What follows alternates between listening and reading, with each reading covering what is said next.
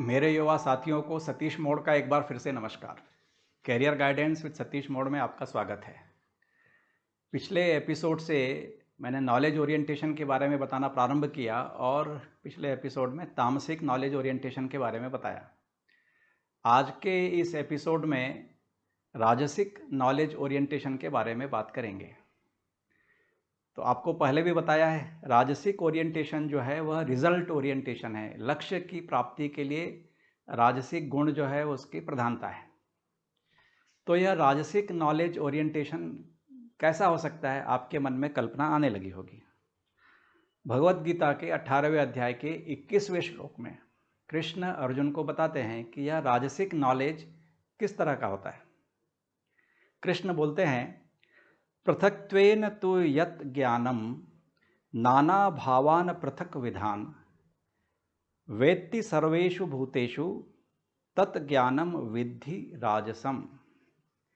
एक यदि इसका सिंपल इंग्लिश अनुवाद करें तो the knowledge which recognises that various objects and entities are different from one another.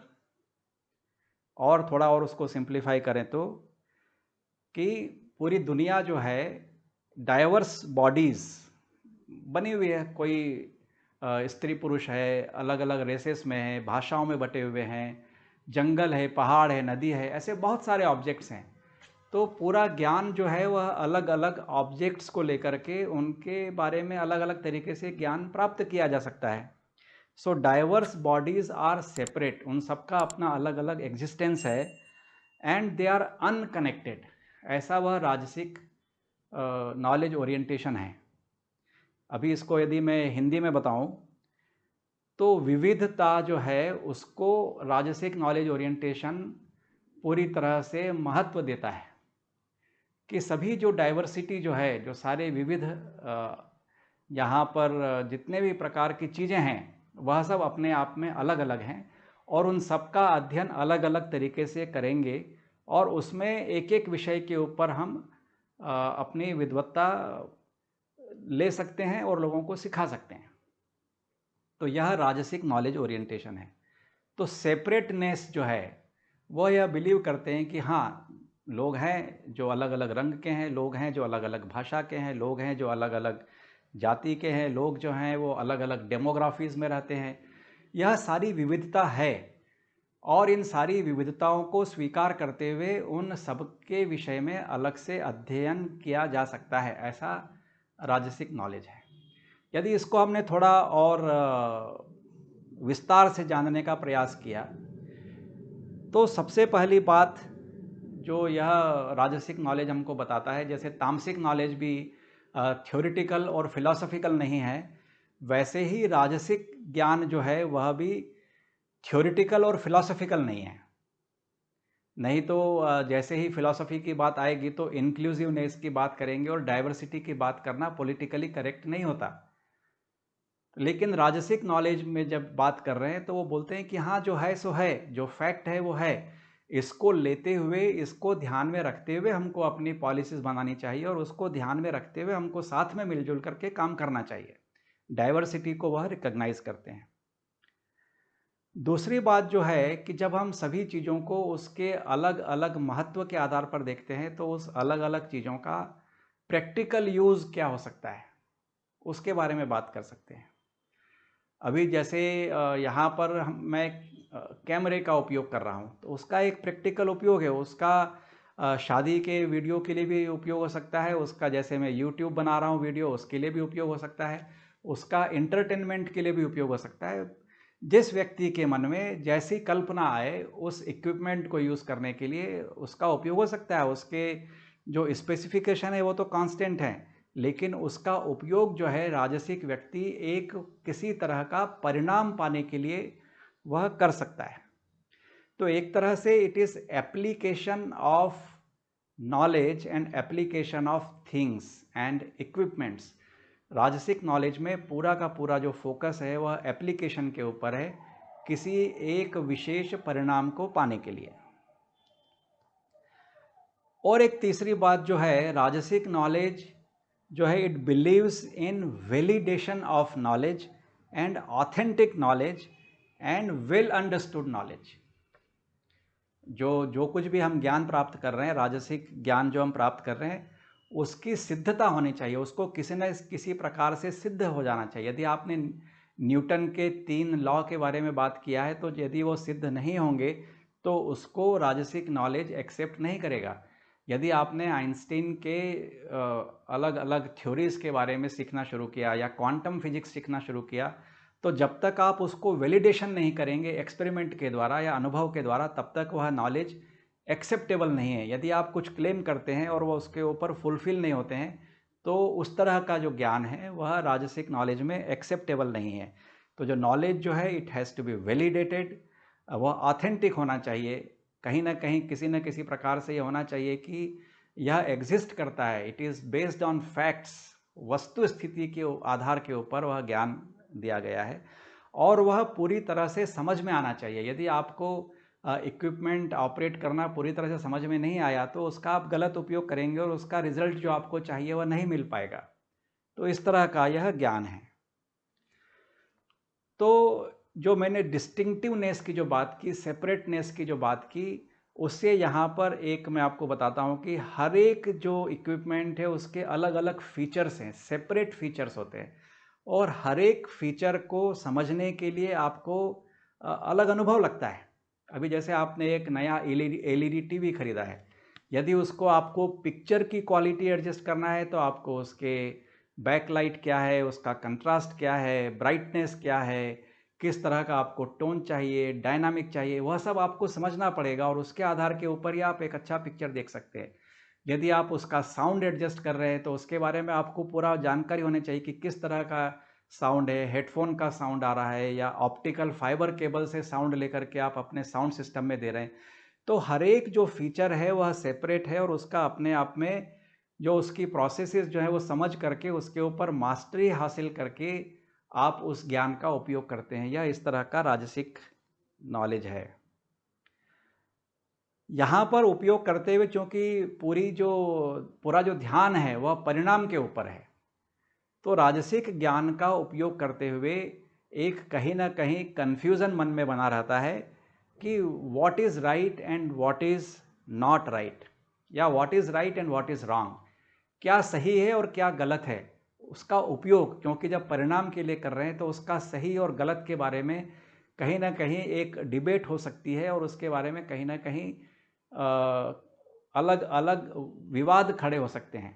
लेकिन इस कन्फ्यूज़न के बीच में ही what is right and wrong, हर एक व्यक्ति अपने अपने हिसाब से उस व्यक्ति का, उस इक्विपमेंट का, उस वस्तु का प्रयोग अपने अपने परिणाम के लिए करता है। तो यहाँ पर इसके कारण एक छोटा सा कन्फ्यूज़न भी है कि राजसिक नॉलेज में what should be done and what should not be done, इसके बारे में कन्फ्यूज़न है। तो जब मैं इसके बारे में जो कैरियर्स जो होते हैं उसके बारे में चर्चा करूँगा, तो आपको समझ में आना प्रारंभ होगा। तो सबसे पहले उदाहरण के तौर पर मैं कहता हूँ चार्टेड अकाउंटेंट, सीएस जो होते हैं, उनको अपने डोमेन के बारे में पूरा ज्ञान है। वो पूरी बैलेंस शीट और इनकम और आउटपुट जो एक्सपेंडिचर हैं, इनकम एंड लॉस स्टेटमेंट जो है उसको सर्टिफाई करते हैं और बताते हैं कि यह सब सही है उनकी जानकारी के अनुसार, और जहाँ जहाँ पर उनको क्वालिफिकेशन लिखनी होती है वो लिखते हैं। यह उनको करना चाहिए।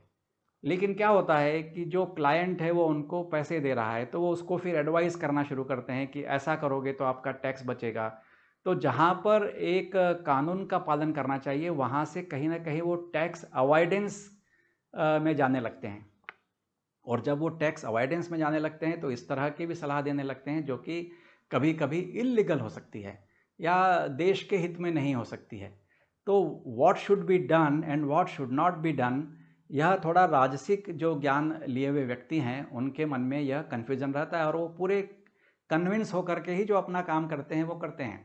कई तरह के रूल्स एंड रेगुलेशंस होते हैं ताकि इस तरह का जो प्रैक्टिस है उसको अवॉइड किया जा सके। लेकिन फिर भी चूँकि फोकस जो है वह परिणाम के ऊपर है, इसके लिए उस तरह के प्रोफेशनल फिर भी इस तरह की प्रैक्टिस करते हैं। अभी जो वकील हैं उनके सामने भी एक ही केस है और दो तरह के लोग पक्ष लेकर के उसको लड़ रहे हैं, और हर एक व्यक्ति अपने अपने ज्ञान के आधार के ऊपर उसका इंटरप्रिटेशन कर रहा है और उसको वो सही भी ठहरा रहा है उसके अनुभव के आधार के ऊपर, उसके जो केस उसने स्टडी किए हैं उसके आधार के ऊपर। तो एक वकील जो है वह भी यह राजसिक ज्ञान है। बैंकर्स जो होते हैं, कई बार उनके हाथ में डिस्क्रिशनरी पावर रहता है कि कितना लोन सैंक्शन करना और कितना सिक्योरिटी लेकर के करना, और कई बार अनसिक्योर लोन भी वो सैंक्शन कर देते हैं। हमने देखा है इस देश के बहुत बड़े बड़े नाम, बहुत बड़े बड़े बैंक के जो बहुत ही रिस्पेक्टेड लोग थे, उन्होंने भी कहीं कहीं अपने डिस्क्रिशन का उपयोग करके अपनी जगह का गलत उपयोग किया, क्योंकि कहीं ना कहीं what should be done and what should not be done का मन में कन्फ्यूज़न रहा। बिजनेस प्रोफेशनल्स होते हैं, कंसल्टेंट होते हैं, मार्केटिंग करने वाले होते हैं। अभी मार्केटिंग करने के लिए उनको अपना प्रोडक्ट बेचना है, उनको पूरा ज्ञान है, मनुष्य की साइकोलॉजी के बारे में उनको जानकारी है। तो ऐसे प्रोडक्ट भी वो ऐसी सेगमेंट को अपील करने के लिए इस तरह के अट्रैक्टिव एडवर्टाइजमेंट्स बनाते हैं, ताकि जिनको वह प्रोडक्ट नहीं चाहिए या जिनको नहीं खरीदना है वो भी खरीदने के लिए प्रेरित हो जाते हैं। तो इसका जो बॉर्डर जो है राजसिक ज्ञान का, अपने ज्ञान के बारे में एक्सपर्ट है, लेकिन what should be done and what should not be done, इसके बारे में हमेशा एक तलवार की धार के ऊपर चलने वाला वो खेल खेलते हैं। तो कई बार वो कहाँ पर एथिक्स में गड़बड़ कर गए और कहाँ पर इलीगलिटी में घुस गए, उसका उन्हें कई बार ध्यान नहीं रहता। पब्लिक रिलेशंस है, लेबर रिलेशंस है, ये जितने भी इस तरह के प्रोफेशनल एक्सपर्टाइज हैं, यह राजसिक ज्ञान के ऊपर आधारित है। यदि अभी हम अप्लाइड साइंस की तरफ जाएंगे, साइंस होता है और फिर अप्लाइड साइंस होता है, तो अप्लाइड साइंस में एरोस्पेस है, आर्किटेक्चर है, बायोमेडिकल साइंस है, computer science, mathematics, statistics, molecular biology, ये जो सारे विषय हैं यह भी राजसिक ज्ञान के ऊपर आधारित है, क्योंकि जो साइंस है उसके एप्लीकेशन जो है वह किस तरह से की जाए और उसके आधार के ऊपर, उस ज्ञान के ऊपर आधारित जो कैरियर होते हैं वह राजसिक नॉलेज ओरिएंटेशन के होते हैं। तो तामसिक नॉलेज ओरिएंटेशन फिर से मैं कहूँगा कि वो परफॉर्मेंस ओरिएंटेड हैं, और जो राजसिक नॉलेज ओरिएंटेशन जो है वह परिणाम के ऊपर ज़्यादा ध्यान देते हैं। एक बार फिर से मैं कहूँगा, यदि आपने अभी तक अपना टेस्ट नहीं दिया है तो आप satishmode.com के ऊपर जा कर के अपना TEQ टेस्ट दीजिए और अपनी RST personality report, career guidance report, leadership style report लेकर के आप देखिए कि आप इस पूरे फ्रेमवर्क में कहाँ पर फिट होते हैं। क्योंकि यदि आप अपने मूल स्वभाव के आधार के ऊपर जब अपना प्रोफेशन अपनाएंगे, तभी आपको वास्तव में वह काम करते हुए बड़ी प्रसन्नता होगी और पूरी तरह से परफॉर्मेंस दे पाएंगे। आप अपने क्षेत्र में परफेक्शन की तरफ पहुंच पाएंगे। तो हर एक व्यक्ति, क्योंकि पहले भी मैंने आपको बताया है, कृष्ण ने कहा है कोई भी काम छोटा या बड़ा नहीं होता, कोई भी काम अच्छा या बुरा नहीं होता, हर एक का अपना अपना स्वभाव है। उस स्वभाव के आधार के ऊपर ही हमें अपना प्रोफेशन चुनना है, अपना करियर चुनना है। तो आप यह रिपोर्ट लें और उसके आधार के ऊपर आप देखें कि आप अभी जो कर रहे हैं उसके अलावा जो यहाँ पर इसका सजेशंस जो आते हैं उसमें कितना गैप है और उस गैप को आप कैसे ब्रिज कर सकते हैं, इसके बारे में भी आप विचार कर सकते हैं। एक बार फिर से मैं कहूँगा कि ये चैनल यदि अभी तक आपने सब्सक्राइब नहीं किया है तो उसको सब्सक्राइब करें, शेयर करें और लाइक करें। नमस्ते, धन्यवाद।